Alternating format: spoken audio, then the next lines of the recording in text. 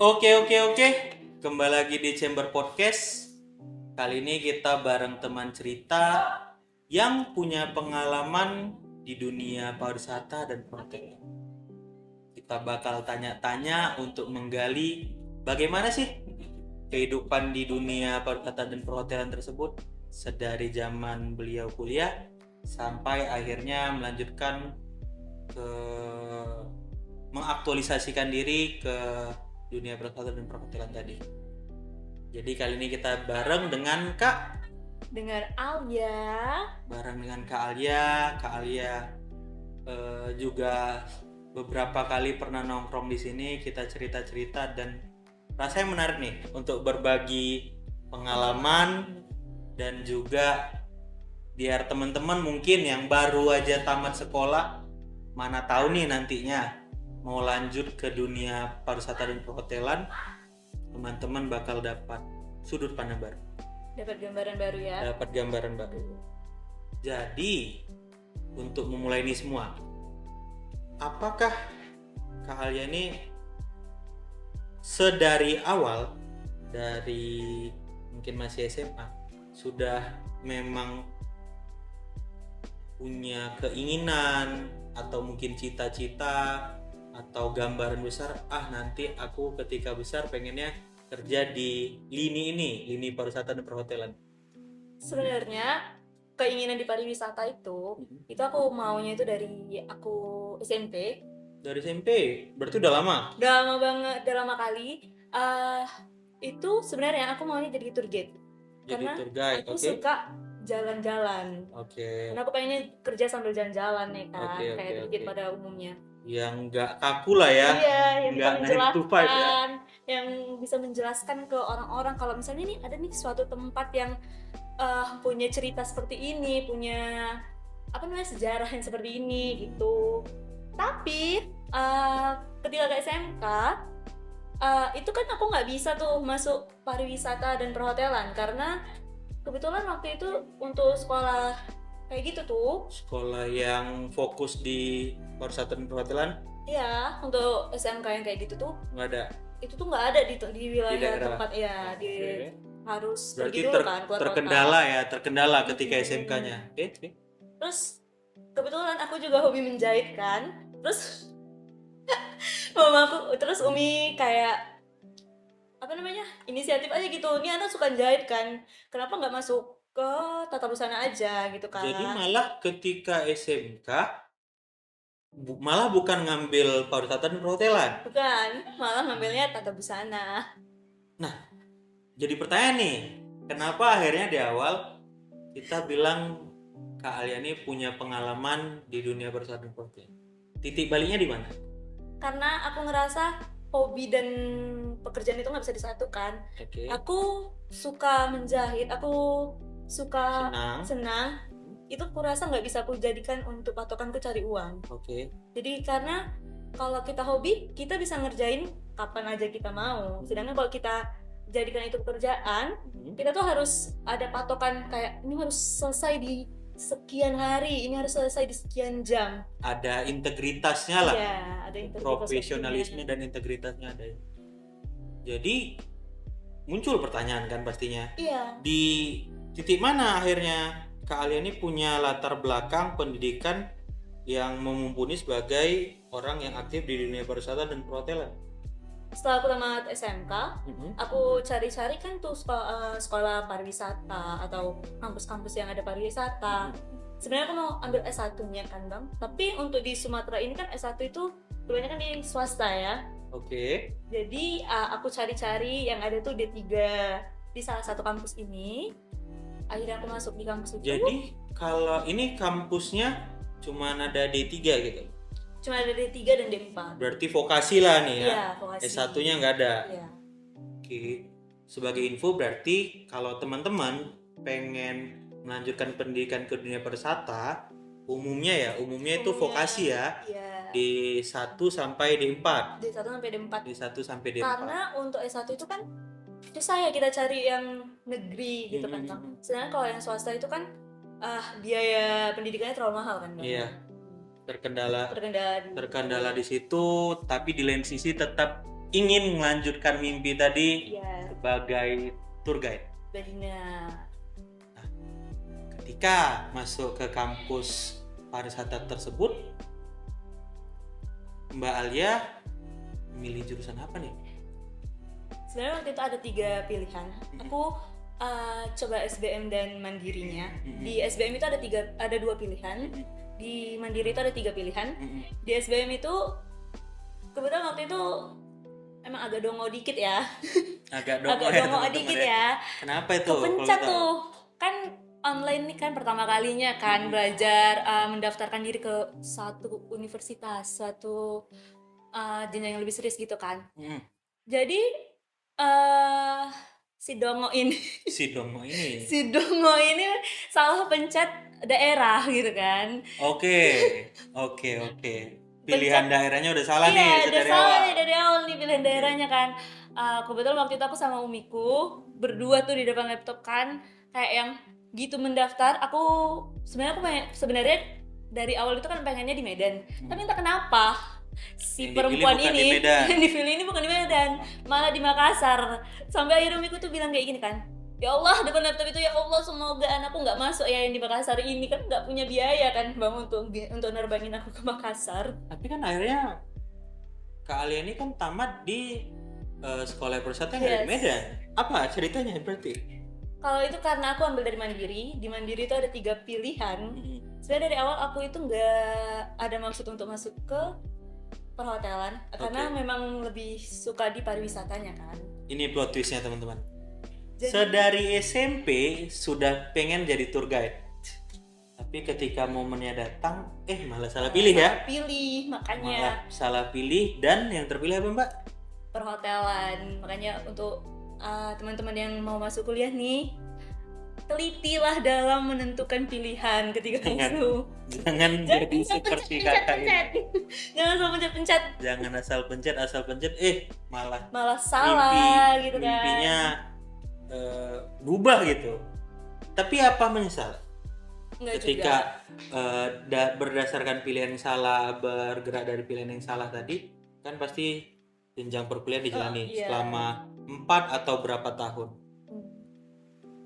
Apakah ada rasa penyesalan? Aduh, pengennya di jurusan ini malah jadi ini. Kan menjalannya itu udah gak enak tuh ya.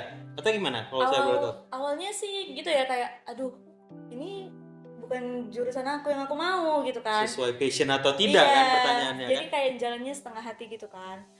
Setengah hati, terus lama-lama kepikiran kayak ini kan kuliah ya. Udah jenjang yang lebih serius lagi daripada SMK. Jadi aku harus bisa mempertanggungjawabkan pilihanku kan. Jadi mau nggak mau ya harus dijalani aja gitu kan. Ya udah, akhirnya aku mulai mendalami kembali kan soal perhotelan itu kan. Mulai belajar untuk menyukai hal yang aku nggak mau itu tadi. Akhirnya ya aku jalani sampai aku lulus kuliah. Nah, sebelum lebih jauh, buat info bagi teman-teman nih, di kampus pariwisata yang Mbak jalani lah selama berapa tahun tuh, ada berapa jurusan tuh kalau saya boleh tahu?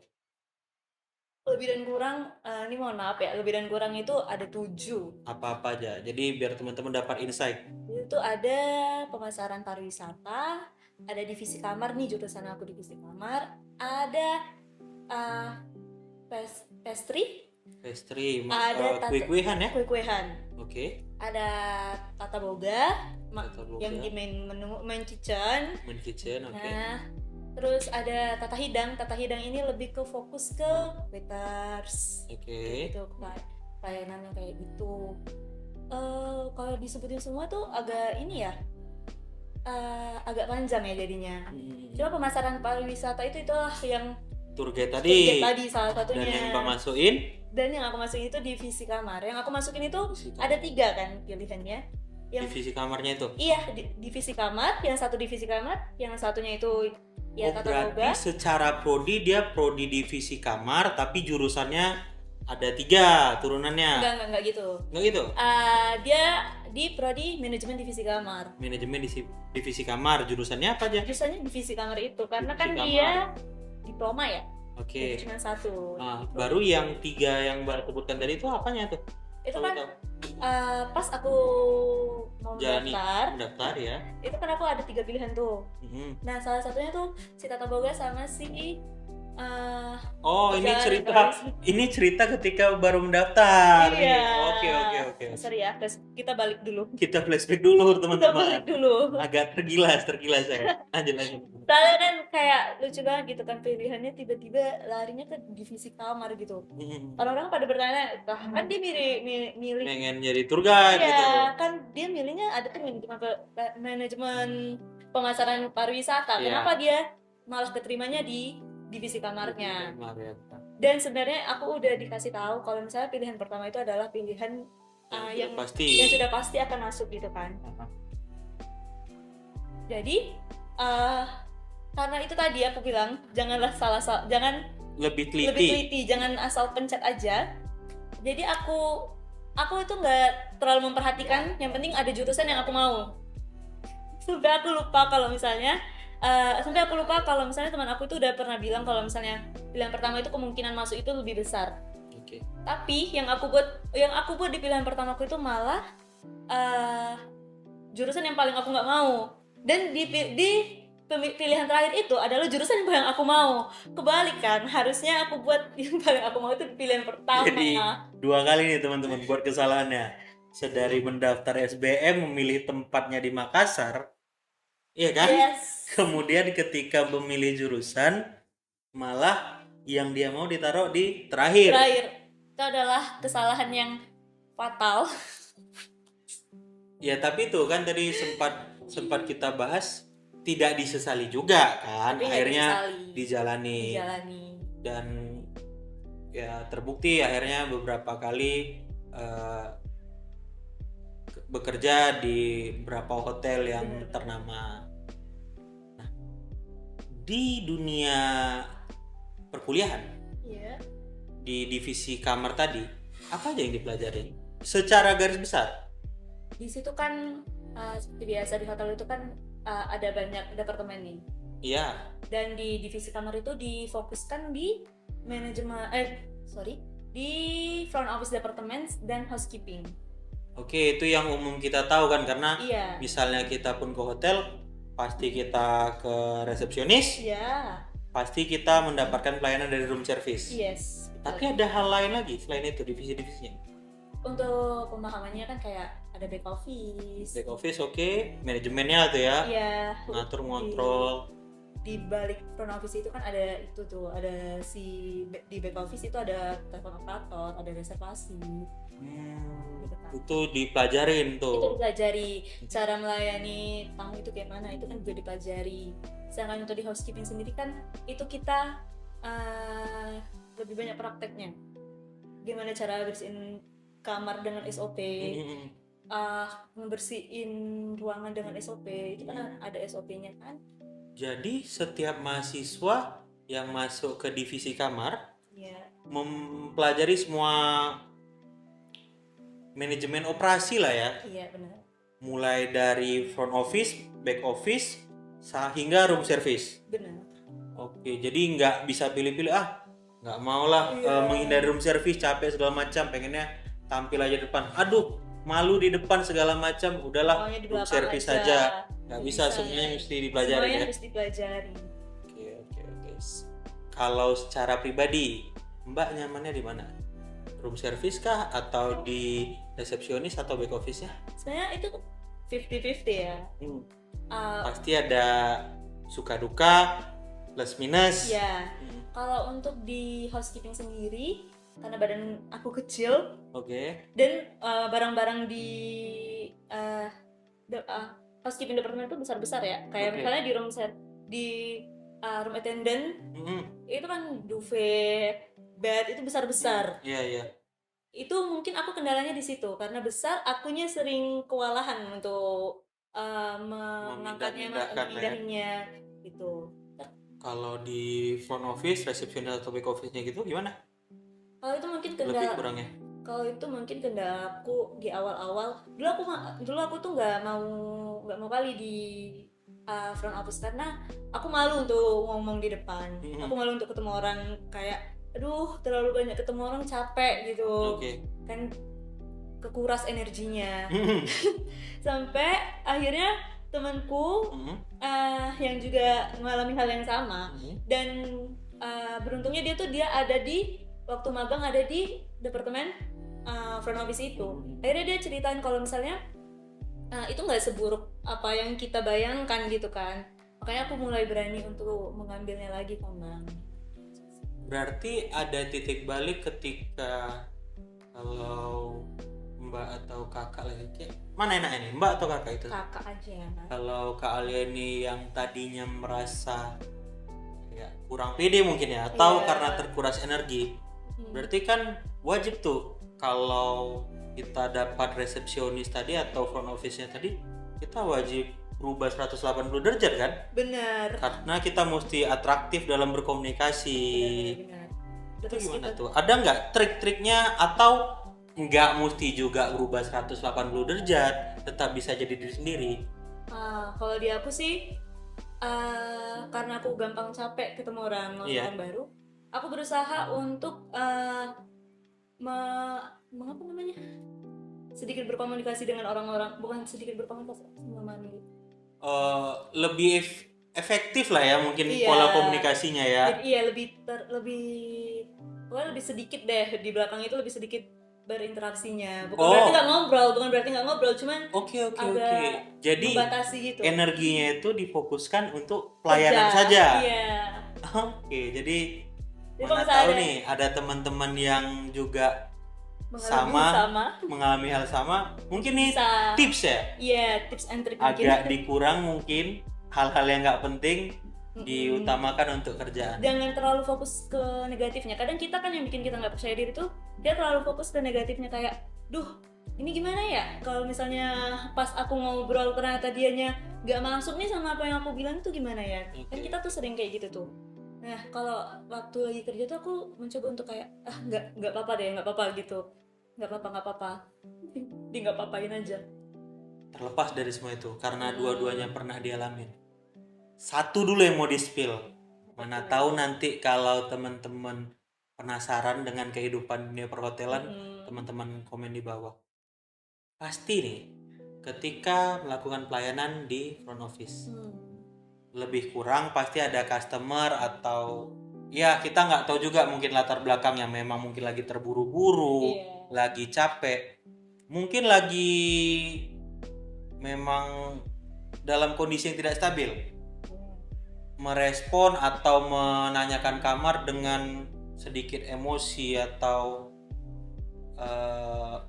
pola komunikasi yang kurang baik. Itu dari front office pasti kan ada tuh SOP pelayanannya. Dan terkhusus kalau Kak Alia ngadapinnya gimana sih kalau gue tahu? Aku satu sih nggak jangan kepancing ya. Kan biasanya ada beberapa orang yang kalau misalnya lawan bicara malah kepancing. Malah dia balik marah kan. Iya. Kalau menurut aku sih nggak gitu ya. Kita tepis aja dia marahnya itu. Kita ambil aja poinnya. Oh, dia mau kamarnya tuh cepet gitu kan. Ya udah, kita kasih tahu aja secara pelan gitu kan, atau sesuai SOP aja kita kasih tahu. Jangan balik marah kan, itu malah bikin dia makin emosi kan. Iya, jangan malah dibalas ya. Iya, nanti disiramnya lagi. Tapi kan itu terkadang mungkin saya pribadi ya, namanya kita sudah capek mungkin ya, baru sampai hotel pengennya langsung masuk kamar segala macam, berberes segala macam. Tapi di lain sisi mungkin dari pihak hotel kan entah mungkin mesti membereskan terlebih dahulu kamarnya segala macam. Nah, untuk menyampaikan hal tersebut itu kan berarti kan antar housekeeping, front office sama customer kan. Titik tengahnya sih di front office tadi kan, mesti kasih pengertian. Biasanya kalau apa trik Kak Alia? Terlepas tidak merespon ya. Iya. Kalau itu kan biasanya kita tanya dulu tuh ke housekeepingnya kan, top attendant-nya itu tuh dia bisa kasih waktu berapa lama untuk tamu itu menunggu. Karena kan nggak mungkin kan kita bilang kita nggak tahu nih mau sampai berapa lama bapak harus menunggu. kan bisa marah dia kalau kayak gitu kan. Oke. Jadi kita harus pastikan itu room attendant itu bisa sampai berapa lama bersihin kamarnya. Dan itu harus jelas gitu kan, harus pas misalnya si room attendant itu bilang 60 menit. Itu harus benar 60 menit karena kalau lewat dari 60 menit bisa aja kan si tamu itu jadi kesal gitu kan. Dia kan niatnya kan memang pengen cepat masuk gitu kan ke dalam ruangannya. Berarti sebenarnya ini hal yang dibutuhkan oleh si customer tadi, kepastian sebenarnya. Iya.